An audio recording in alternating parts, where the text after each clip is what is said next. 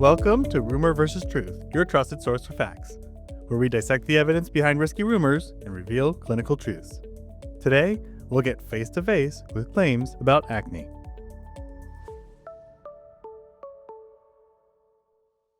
Well, hello, Don. Hey, Steve. I gotta ask you, my parents actually just dug up all my old yearbook photos, and it was a flashback, and not necessarily a good one. I'm looking at your photo, and how can I judge? Because I'm looking at mine, so can't really say anything about I it. could say those were the good old days, but I'm Yeah. glad to be an adult. And you know what's even better about being an adult is maybe less acne than those teenage years, and that's a perfect segue into our topic today. I'm Steve, the Right. pharmacist. And I'm Don, the pharmacist. In this episode, we're looking at acne vulgaris, the fear of teens everywhere. Vulgaris, what a name. Sounds like a Harry Potter spell. But acne doesn't just affect teens. True. Adults can have it too, right? About 50 million Americans suffer from acne each year, making it the most common skin condition in the US. And most patients, it's about 70%, will self-treat first before seeing a dermatologist. But the question is, do these treatments have any evidence? Absolutely, Dawn. And some of their claims put the complex in complexion, right? And stick around, folks. We'll also answer a listener's burning question about sunscreens from our last episode. All right, Steve. Before we actually dive into that first acne claim, we do have a bit of a breakout moment for the show. Break a moment. That's a good one, Dawn. Yeah, we're actually doing something a little bit different today, and we think our listeners are going to love it. Yeah, so we are thrilled to welcome a special guest to Rumor versus Truth, someone who's not only a fellow editor here at TRC Healthcare, but also brings that deep expertise in dermatology. That's right. Please welcome Sara Klockars, PharmD, BCPS. She's got an extensive background in dermatology specialty practice and was genuinely excited when she heard we were tackling acne myths. Yes, thank you for having me, Steve and Don. I'm super excited to be here. Acne topics are always bumping. It's one of those areas packed with misinformation, and I'm really just looking forward to help clear things up with both of you. Excellent. And even better, she's pulling up a mic and sticking around for the entire episode. Glad you're with us. Mm. And listeners, don't worry. We're also bringing in the same banter, puns, Mm. and evidence-based breakdowns you come to expect, just with a little extra expertise this time around. Yep. And with that, let's go ahead and dive into our first claim. And that is certain foods can cause or worsen acne. Um, because acne is caused by an increase of sebum, which is an oily substance, people have long assumed that eating greasy foods will make your skin greasy, leading to an acne eruption. Sarah, any food for thought on this?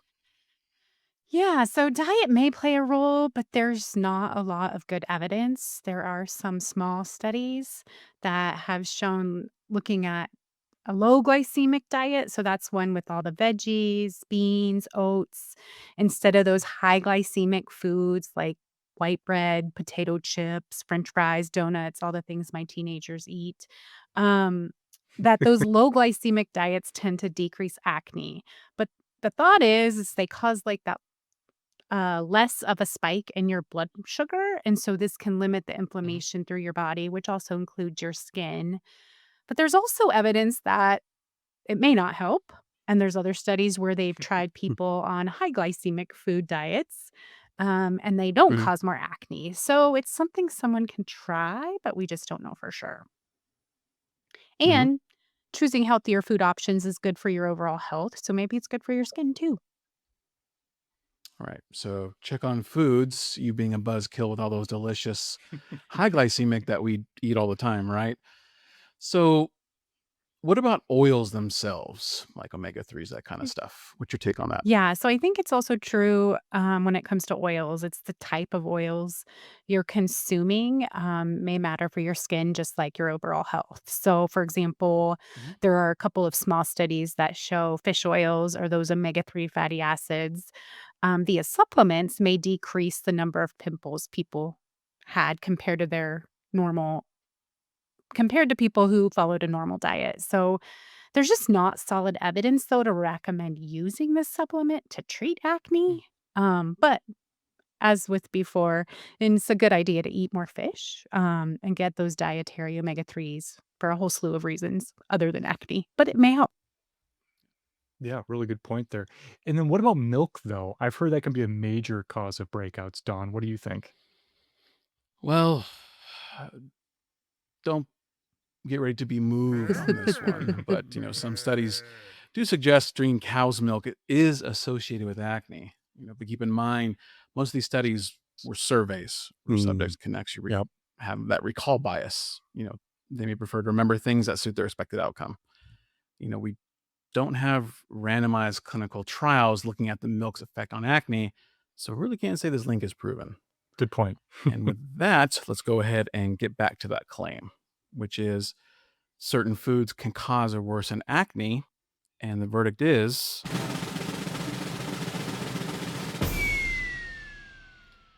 rumor with conditions. Diet may play a role in acne, but rather than focusing on just greasiness, patients eating high glycemic foods could be at a higher risk.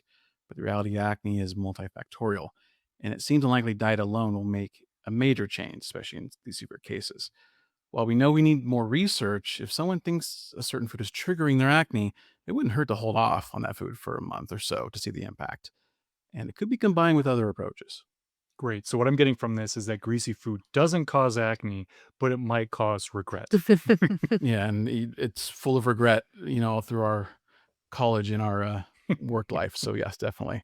But cut back for the sake of heart health wouldn't be a bad thing, right? True, very true. And now that we've wiped away that greasy myth, let's tackle another Mm. spotty assumption here.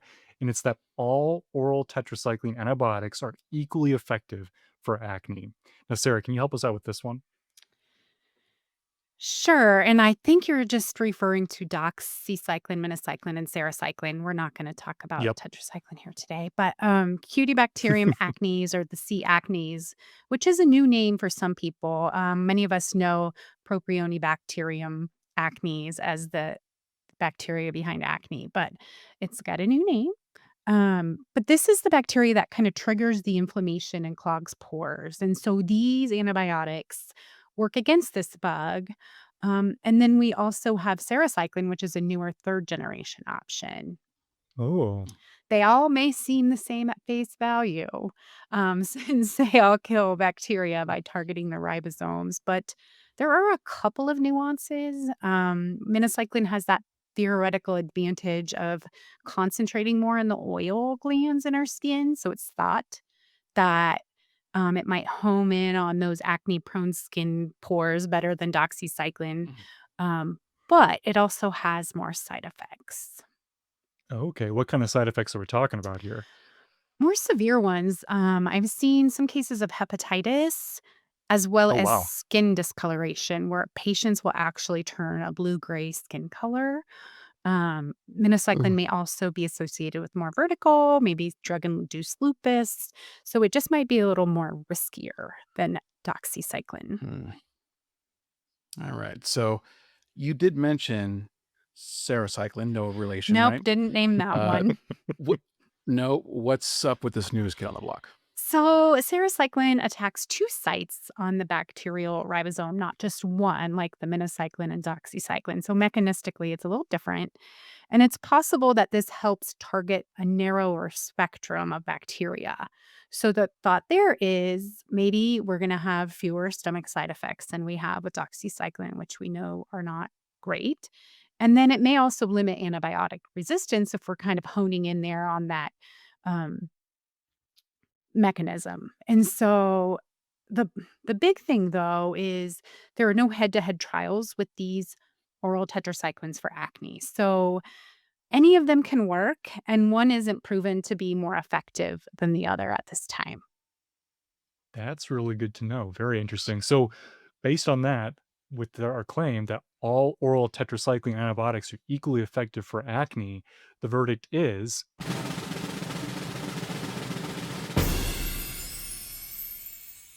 true. Since there likely isn't a big difference in efficacy and any of them work, it really comes down to risks or downsides when you're coming to picking one of these options.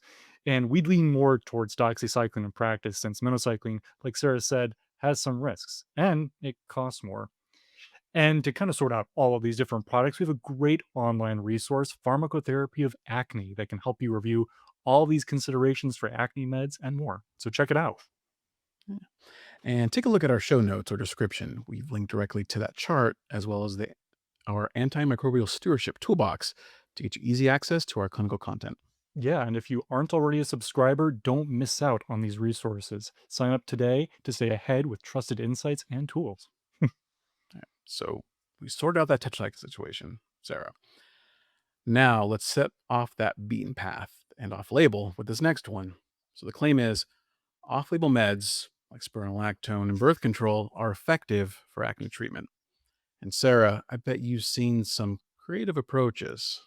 Yes, for sure. So both of these fall in that hormonal meds category. So androgen hormones like testosterone can play a role in acne, and these meds have those anti androgen effects to reduce testosterone's effects on acne. So we'll often see these used a lot in female patients when other topical options have failed or they need something else. They're super helpful and beneficial for those who have hormonal acne, which is when it's like affecting the jawline, or when it's associated with menses. So we often will have people track their acne and notice it's premenstrual Ugh. flares. So these are good options for that too.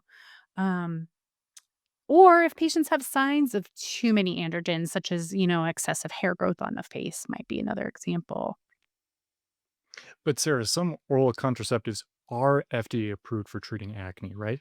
Yes. So, for instance, I think, orthotricycline or norgestimate ethinyl estradiol is one of the first ones approved. And then Yaz is one that folks often think of, and that's drospirenone ethinyl estradiol. But the majority of oral contraceptives are not actually approved for acne, but some are. The good news is you can use any combination oral contraceptive for acne. There's not necessarily one that's best. Any can work, but they do take time, just like when we're using them for contraceptum or bleeding control, and they may need some tweaking. The main thing we don't want to use is those progestin only options because those may actually worsen acne. Good point. Good point. And we mentioned spironolactone earlier. That's a diuretic. Are there any differences when using this one for acne? Yes, we would get a lot of questions about this in practice. It's hard, or it's you just have to explain to people, you know, think about who's using it compared to who uses it for a diuretic. So we're looking at a younger female who's probably still menstruating, able to get pregnant, having those hormonal bouts of acne. So in this population, it's a little different. We may actually see side effects from the spironolactone, like menstrual irregularities. We often will add oral contraceptives with spironolactone to help this, but to also provide contraception, since spironolactone shouldn't be used in pregnancy. And then another thing that we would often remind, pharmacies that you'll see higher doses for acne, 50 to 100 milligrams a day. So the other main difference here is there have been some studies where you don't necessarily need to monitor potassium unless patients are on interacting meds or have other comorbidities such as kidney problems or diabetes.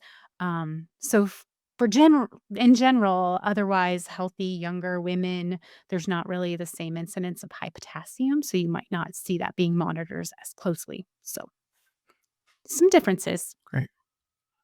Yeah, that's a lot of good stuff there, Sarah. So circling back to that claim, then off-label meds like spironolactone, birth control are effective for acne treatment. The verdict is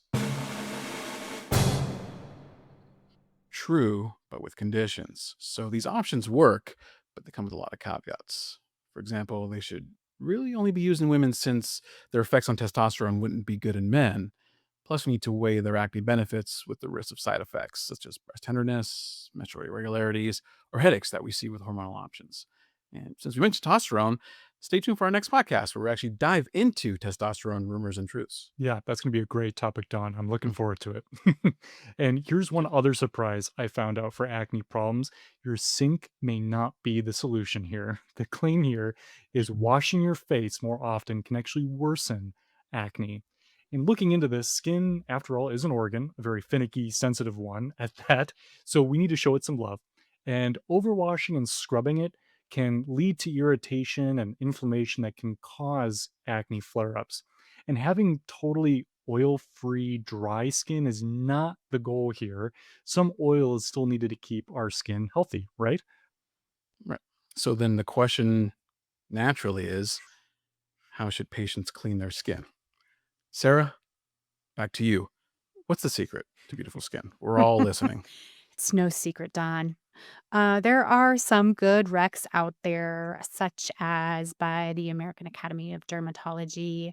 And the general recommendations are just to wash your face gently twice a day. And then if you're exercising and very sweaty after that, if needed, and using a non comedogenic cleanser. So this means it won't clog those pores with warm water, not hot water. And then rinse well and pat your face dry. Sadly, you shouldn't scrub away or burn away with hot water your acne. And then, of course, if the acne continues with this gentle cleansing regimen, we would start to talk about different washes and treatments out there. Yeah, so simpler than I thought. Good beauty regimen there, Sarah. So, going back to our claim, washing your face more often can worsen acne. The verdict is true. Okay. Well, I was at the store the other day and I saw this facial scrub brush, but it was electric. I swore it plugged into the wall and it required like an adapter. It looked like I can either use it for my face or my garden. Mm. So I'm guessing these miniature power tools, these electric facial scrub brushes, those are overkill too. Yeah, fancy acne gadgets, Don, Eh, those may be too aggressive as well. Also, try to avoid marketed scrubs. Exfoliating might sound like a good idea to get smooth skin, but you really are peeling off important protective skin layers instead of really nourishing it. And frankly, Don, if your skincare routine requires safety goggles, maybe it's time to tone it down. yeah, good advice. Thank you, Steve. Before we get into our next claim, a quick reminder if you're enjoying this episode and want access to even more clinical insights, check out a pharmacist letter, pharmacy technician's letter, and prescriber insights. As a listener, you can get 10% off new subscription with the code podcasts1025 at checkout. Okay, so after clearing up that claim, let's polish off another interesting one. And the claim is household items like toothpaste can clear acne. Well, toothpaste is creative, but it's abrasive. I remember being a kid and my parents telling me to put some spot toothpaste on pimples. Growing up the next day, pimple was still there, but I was minty fresh, so it was kind of interesting. But folks feel it helps dry out pimples, like my parents, and some toothpaste have antibacterial ingredients like stannous fluoride. Uh, but similar to what we talked about with excessive washing, toothpaste can irritate the skin and cause more problems that they fix. They're meant to scrub junk off your hard teeth, enamel, and not your soft face. And no, we don't have placebo controlled randomized trials looking at toothpaste for acne, at least not yet. Yeah, interesting study idea, Don. But what about honey? I've heard people talking about that online. What's the data there? Yeah. hmm Well, be careful with that one, Steve, right? Might be a sweet little uh, treatment option. We've seen honey like in its, there's that muddy honey out there that actually is for wound care. So it's known to it might kill bacteria and fungus. But it's still likely ineffective for acne and also quite messy. Save that honey for your toast. In terms of other things around the house, have you guys heard about slugging? Yeah. You know, based on that name, Sarah, you know, not really sure I want to know what that is, but I do. So go ahead. Yeah, it's not hitting a baseball really hard. Hmm. Think of it as slathering your face with an occlusive ointment like petrolatum or petroleum jelly. I actually Oh, thought good. about doing It's it before this podcast, to see what you guys would Oh, think when I was all shiny. well, I'm just glad it has nothing to do with real slugs, Sarah. But this sounds counterintuitive, like you're clogging pores. What's the basis for this? What's the evidence? Yeah, so I actually had to look into this because this was happening in my house. There isn't much evidence. Not that anyone would believe me. It's conflicting as to whether it worsens acne or treats acne. Yeah. Um, But petrolatum is a good moisturizer for dry skin, and sometimes we recommend it on the face, especially if you're on isotretinoin or something drying. So perhaps if someone is extremely dry, it's okay. But in general, locking in moisture to already oily, acne prone skin could potentially worsen flare ups for some. Hmm. okay. So don't immediately rush for those jars of petrolatum to slather on your face for acne prone. Got it. Okay. So let's go back to the claim. Household items like toothpaste can clear acne. The verdict is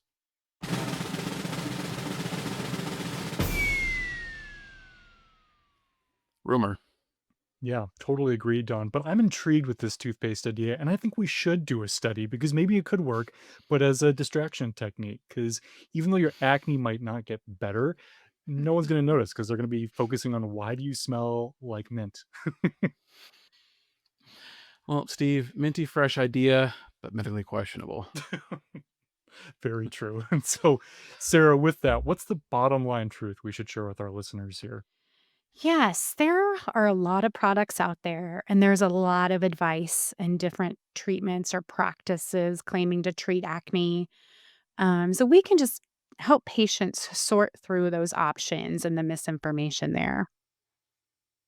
All right. So, what's some specific take home advice that we can give? Yeah, I think we can help patients find, effective OTCs like benzoyl peroxide and adapalene and help them get a gentle cleanser and get them set up with a routine to help keep their acne at bay. And then know when to recommend seeing a doctor or a dermatologist if they're still having symptoms. Um, and if patients are having severe scarring or acne is causing a lot of distress, which it can with teenagers, you may want to refer to a dermatologist sooner rather than later.